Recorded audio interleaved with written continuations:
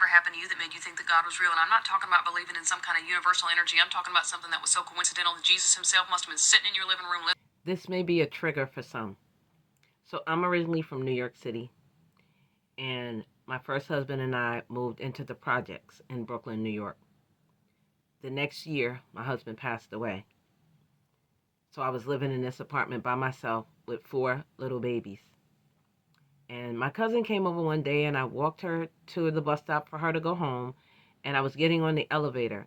And I never get on the elevator by myself. I always wait for someone else to get on. And this day, I clearly heard a voice say, "Get on this elevator." I'm like, okay. I get on the elevator. I get up to my apartment. I lock the door, and I asked my oldest daughter at the time, "Do you want to be a big girl and lock the door for mommy?" She said yes, so she locks the door.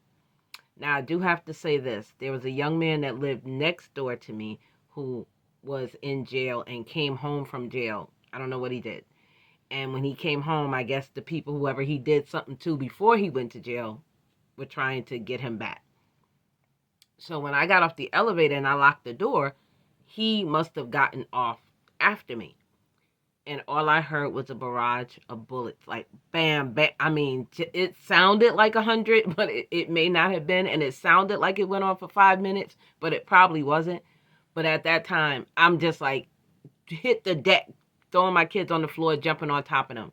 And as these bullets are ping, ping, pow, pow, ding, ding, unfortunately, the young man passed away. But this is where it comes in. Not a bullet came through my door. Not a bullet came through my door. So yes, God is absolutely real. I feel God was standing at my door doing this. Bing, bing. I feel like that's what he was doing. And God is absolutely real. Y'all stay prayed up. I love y'all. Love and light.